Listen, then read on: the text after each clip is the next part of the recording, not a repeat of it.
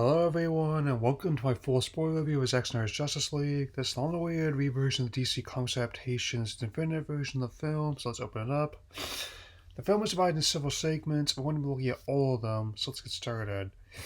Open our prologue that connects this version to previous films, which went dead figuratively and literally sending shockwaves throughout the universe. Lex Luthor being League with Steppenwolf, right off. This version is a more physically imposing physical form, and a more ornate armor, and I was about to tell you this movie is going to greatly expanded beyond the generic Doomsday villain in the 2017 version of the film. This also awakens the mother boxes. It makes more sense why the person is causing concern in Atlantis with Cyborg, and especially why the Amazons have the weapons trained on the box in Themyscira. Our first section proper is around 9 minutes in, entitled Don't Count on It, Batman. This line comes from Aquaman, who's reluctant to join the team of metahumans and Bruce putting together to defend the world against a threat he fears Superman's absence. The setup is similar to the actual version of the film, the context is completely different, as well as the tone. Also connects to Curry's standalone film, I'm looking forward to the sequel of that as well. Already liking how the film has restored Hulkenborg's original score, and his work on the DCU so far has been one of my favorite parts of this continuity. Another visual improvements, the city looks small, so it looks more like an Icelandic fishing village rather than a chroma key effect. How to look at the song they sing as Arthur turns to sea. Elsewhere, Martha can't leave Smallville for Metropolis, along with Lois Lane. Her arc has been greatly expanded.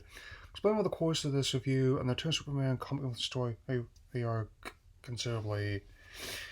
We then get the attack on the museum in London. It's another scene with some setup to the actual cut, but different tone execution. It's not quite as intense as the opening bank robbery in The Dark Knight, but it is much darker than the 2017 film. Diana subdues the terrorists and is able to break up the attack before the museum is bombed, much to the delay of Chonji saves. But I am glad that seeing both versions is Tom's arrangement of the No Man's Land music. Both Batman vs Superman are standalone films. It's easily one of my favorite DC hero themes. Back on Themyscira, Diana's mother, the Queen, and other Amazons keep watch over the mother box and gives more detail in the 2017 version. I knew this day would come again, now it's finally here. At the beacon of light, Steppenwolf's army of parademons return to take the box. I've mentioned this before, but this one's version of Steppenwolf was more intimidating, both in looks and personality. The moving parts of his armor and physical form really make it work. The Queen gives the order to seal off the temple as they all try to prevent the box from falling in enemies' hands. Horseback chase been greatly expanded as well. I never give praise to both editor David Brenner and cinematographer Fabian Wagner for giving the sequence the film as a whole the scope it deserves. Despite the best efforts of the Amazons, Steppenwolf takes the first box as the Queen signals her daughter that the time to fight is now. The next section of the film is at about 37 minutes in, entitled The Age of Heroes. Steppenwolf and the parademons take the first box back to an abandoned power plant in Russia, and in this cut there's no Russian family as his herald of Darkseid plans next move to gain back favor with Apocalypse. Rather than being a generic Doomsday villain, like in the intro cut, his motivation is that he's lost favor with Darkseid and wants to get it back by delivering Earth to him and his other followers. Steppenwolf sends parademons to retrieve the other mother boxes so he can form the Unity. Bruce seeks out his next candidate, Barry Allen, better known as the Flash. And this plot thread is greatly expanded with previous cut. I'll continue explaining over the course of this review. We get one of the biggest additions to this version of the film. Expansion of Victor Stone, better known as Cyborg. Not only does his design look vastly better than before, but by Zack's own admission, this character is the heart of the film. Elsewhere, Diana's mother, the Queen, has sent the arrow of Artemis out, lighting signal fires in the heart of Hall of Justice. In both cuts of the film, Diana's day job is an art restorer in France in this time frame. Makes sense for both her character and a cover for her identity. Back at Star Labs, Silas Stone returns to the lab after a parademon attack in the previous scene. And we also get an explanation why Superman's spacecraft is here that was absent in the previous version of the film. We also delve deeper into how Silas and Victor's relationship as father and son is strained.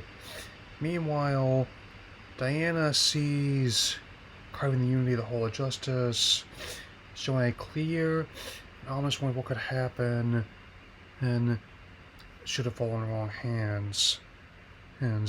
Steppenwolf also confers with his cohort to Saw, voiced by Peter Guinness, about their next move. The exchange of hands stores the No Lanterns of Kryptonian line. I never realized before had multiple meanings either. Back near the fishing village, after Arthur saves a couple sailors from drowning, he has Mother Box Atlantis in danger, like Bruce said. The both versions still see Arthur standing in the sea after downing a bottle of liquor. This version has a much slower song compared to the theatrical version, sitting scene to Icky Thump by the White Stripes. I did listen to this song when I got a chance. In addition to Princess Mara, this cut also introduces a key scene with Arthur's mentor Volko, played by Willem Dafoe, that connects his standalone film before Steppenwolf attacks Atlantis on Leatherbox. Previous had Darkseid made on Earth as a major scene added this version, showing great detail how the unit can reshape the world before it wields it.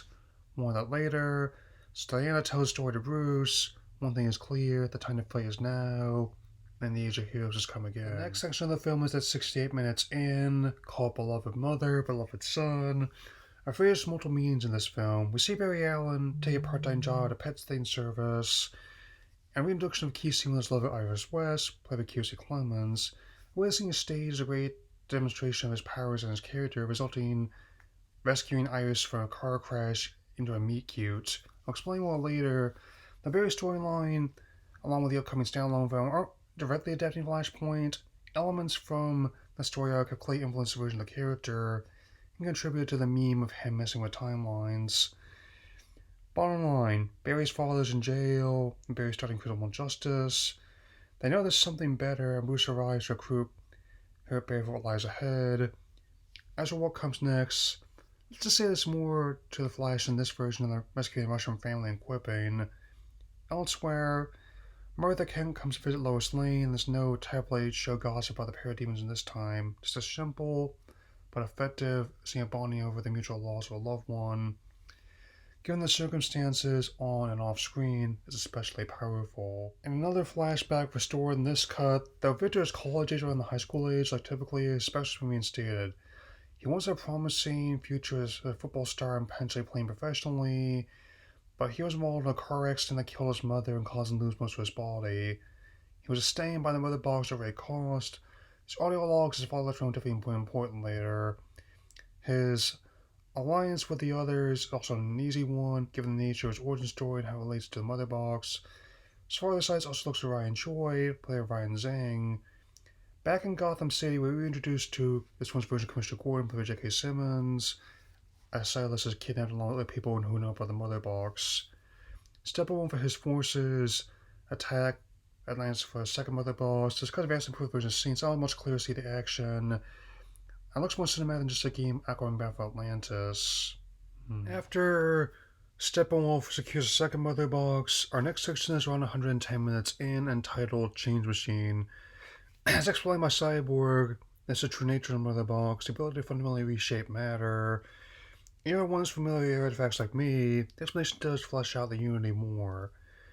Batman, Wonder Woman, and the Flash speak with Gordon, and Cyborg's able to help trace up parademons back to Comet Strikers Island. The sequel's all expanded the original film, the color grading and music have been restored alongside parts that were initially covered in 2017 release. Silas and the others that were kidnapped are safe, and Silas was able to prevent the last mother box from falling into Steppenwolf's hands, for now. I'm already halfway through this film, so eager to continue telling you more. Back in Russia, Steppenwolf confers with Salt again. As for the last mother box, he tells Darkseid he only has one piece of the unity to regain his favor. Moreover, Darkseid intends to reshape the original Apocalypse with the Unity as he has done with thousands of other worlds before. Elsewhere, back in Gotham, Cyborg further elaborates on the Change Machine and the other mother boxes. We get a scene not present in the theatrical film that shows the box resurfacing in World War II era Germany, how it connects to both his origin and Kryptonian scout ship. With few options left, they all decide to use the box to try and resurrect Superman. We also see Martha Kent and Lois Lane reconnecting since Clark's sacrifice. The storyline being significantly influenced by the return of Superman, especially with the details that have been reinstated from the previous cuts. This also reveals the true nature of Harry Lennox's character.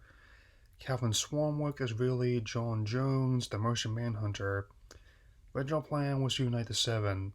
Never said who the seventh was before. Hmm. At 142 minutes in, we can begin the next segment, All the King's Horses.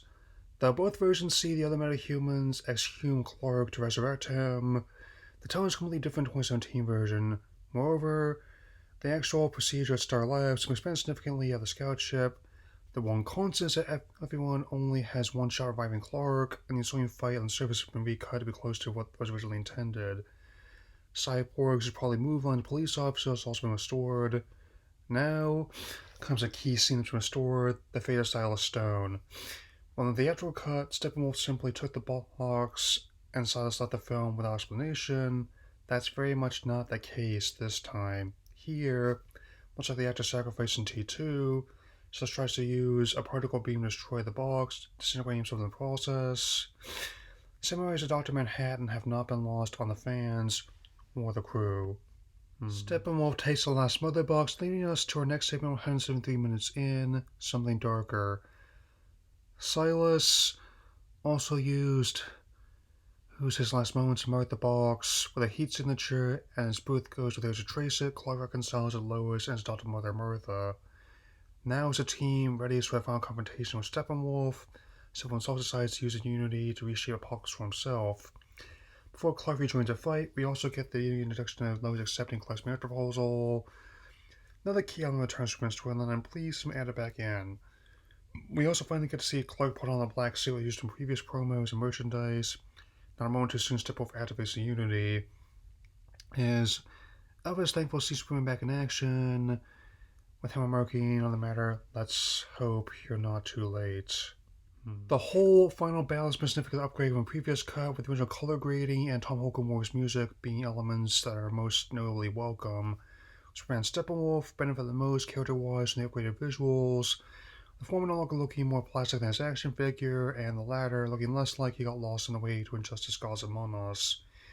Barry races to reach the Unity, but is injured by a stray blast from a parademon. Remember how I said the character used elements of the Last Point storyline, even though it's not a direct adaptation of them? Well, even with risk involved, Barry runs fast enough to not only heal his wound, but also give the rest of the team enough time to finish the job. To be fair, it's no more ridiculous than spinning the Earth backwards to stop a pair of nukes. Also, just imagine, if that parademon had just been a few inches higher or lower, they could have won this much easier. I also really like how Barry doesn't just brush off the injury, they make it critical to the plot. Really sad in any film, especially not one of this magnitude.